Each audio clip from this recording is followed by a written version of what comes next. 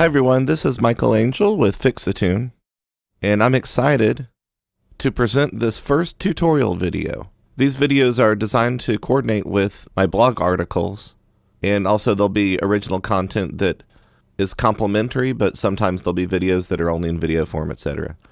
So this first thing isn't so much a tutorial as it is an overview. Most of you will be familiar with a lot of this, but it never hurts to go back over information. Sometimes we find things that we didn't know before. So I wanted to cover some things that differentiate the types of EQs that are out there. And the overall thinking for this is that, if somebody is new and they're starting out and they find that they're using a digital audio workstation that has built-in EQ, and they think it works well and sounds good, but they don't really know, should I be trusting this? And should I only use it for tracks? Is it different using EQ for buses than it is for tracks? And what about the overall mix? Am I supposed to use an EQ on the main mix outputs? And then what are these other things people talk about? My console has EQs, or a mastering EQ. Oh my goodness, what is mastering? Do I have to know how to do mastering? So I wanted to break things down, and there's a lot of different ways to break down what the different types of EQs are, because you might see parametric EQ, you might see paragraphic EQ, you might see this is a great mix EQ, mastering, 5-band, Q, resonant, linear phase versus minimum phase, all these different things, even graphic EQs, there's all these different things that differentiate EQs from each other, and some of them certainly overlap and others might just be confusing to somebody. So I decided to break it into 5 categories that I thought were significant. The first one being program equalizers, the second one being mix equalizers, the third one being mastering equalizers, the fourth being console EQs, and the fifth element being outboard EQs. So one thing about the different EQs that there are to work with is that there's a lot of overlap. Something that is called a program equalizer doesn't necessarily mean that it's not good for something else. Often they're very specific to mastering and mixing, but often they're outboard EQs, and outboard just means something that you have bought separate from your digital audio workstation, something you've bought separate from a console or an integrated system. You might have a hybrid where there's an audio interface or a full external mixing digital to analog conversion that's controlling what you're doing inside your computer, and it might also come with its own set of EQs. Some people, for instance, if they're using one of the SSL pack bundles where they come with the SSL digital EQ that you could apply on all your different tracks, it's kind of playing a hybrid in and of itself because it's integrated into the units similar to the console would be.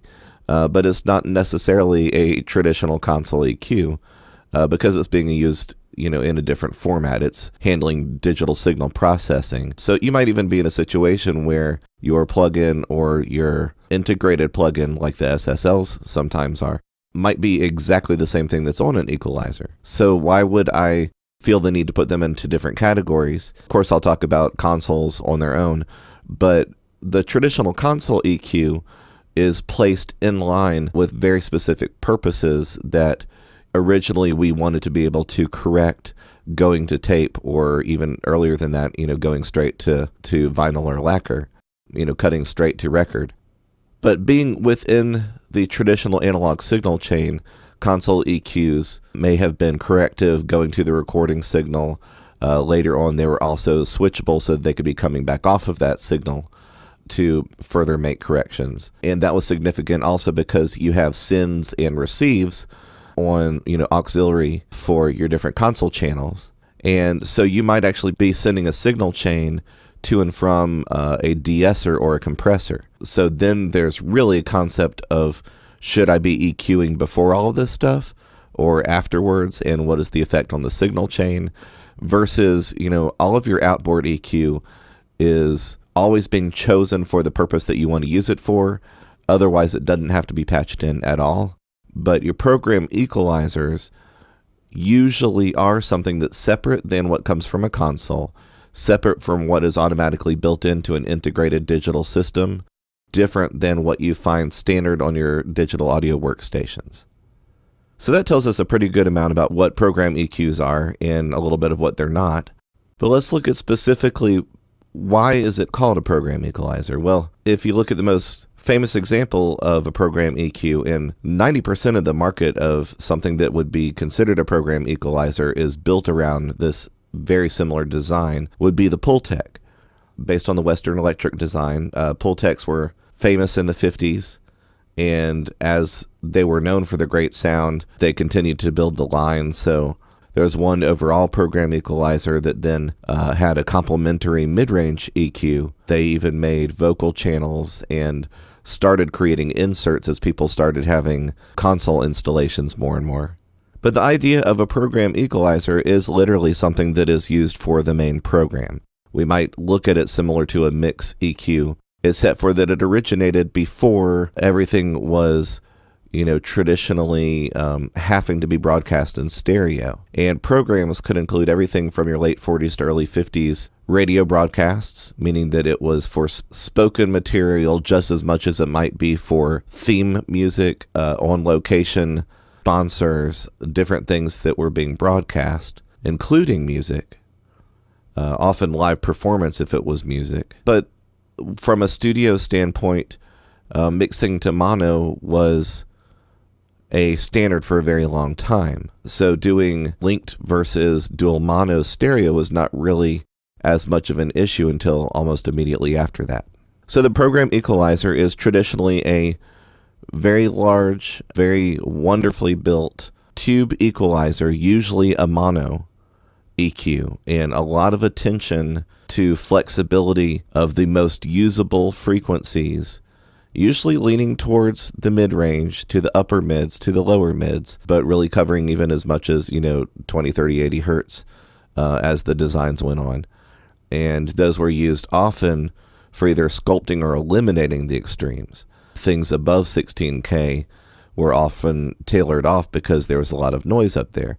Things below 40 hertz would often be sculpted out because there was a lot of hum or interference. So the program EQ is used on the main program. It's meant to be a quality that can handle whatever the entire mix of a signal is, whether it's being blended together or whether it's handling various live feeds into a program. The classic Pultec style has been mimicked over and over. Lots of different companies will come out with their own lines of EQs and be very much modeled after what Pultec did.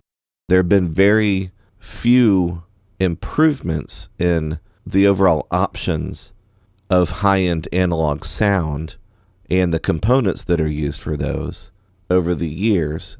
And a lot of times we find that sourcing the old parts is the only way to actually get sound as good as they were back then. Because of that, the transformation from analog to digital and the quality of conversion improving over the past 10, 15 years significantly is a huge deal to us, because we now have options of capturing the analog at its very best that even weren't available when we had the entire analog signal chain. So the program material that we're equalizing is the final song track that has been mixed and even mastered, or it could be the entire album or a combination of songs. In broadcast, it would traditionally be the primary voice, including musical performances, events, live programming. Because we're talking, late 40s, early 50s being the original designs, you can imagine that the main audible voice range was the main thing needing to be altered.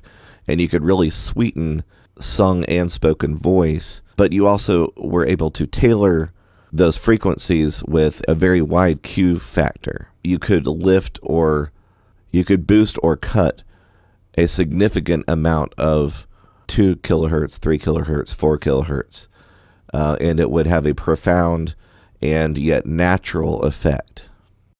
So considering the fact that recording has changed significantly over the years, you would think that the idea of the program equalizer would have changed a lot over the years.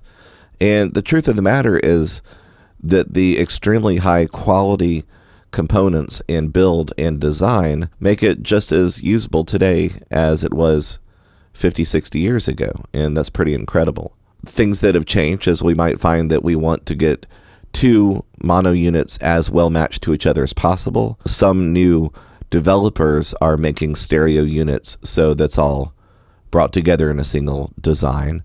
Some of these have become stereo or monotube and solid state hybrids or combos, meaning that you might be using tubes still as part of the amplification system or the buffering and still matched to a passive EQ circuit, but then using something like an API 2520 op amp, which is solid state, to re-amplify the signal, as opposed to using a tube stage for that as well. But the way that you are able to control your high end, your mid-range, and your lows with wide to slightly thinner Q variables or the slope width, you're also able to simultaneously use a degree of boost and cut together, which has made the program EQ, or the Pultec specifically, famous for kind of tailoring very unique shapes to the signal, because boost and cut are selected for the usability, not for a perfect mirror of each other. So you might use boost and cut together and find that it's really shaping the signal to a different shape.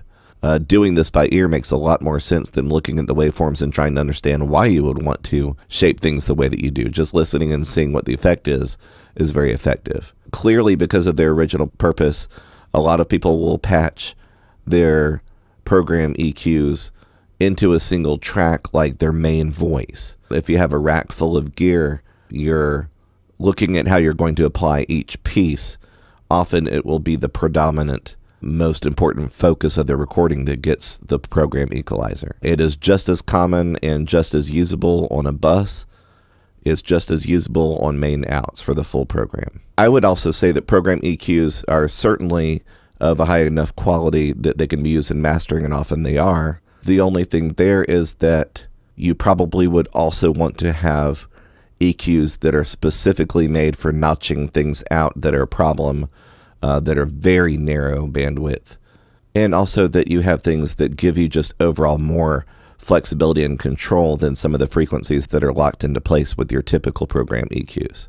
So program equalizers are certainly designed for the most part to handle very specific tasks, which means that they may not be as flexible as your overall mix EQs or mastering EQs. And it's not necessarily about 1000% flat frequency.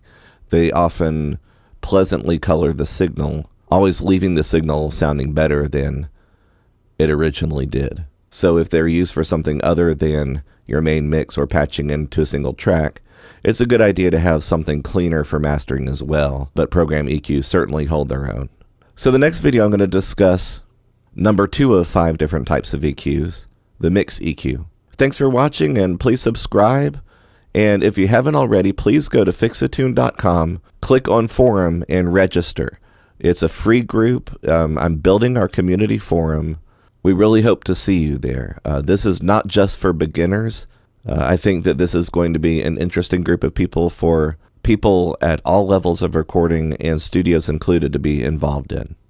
So thanks so much, and I'll see you there. God bless you. Bye.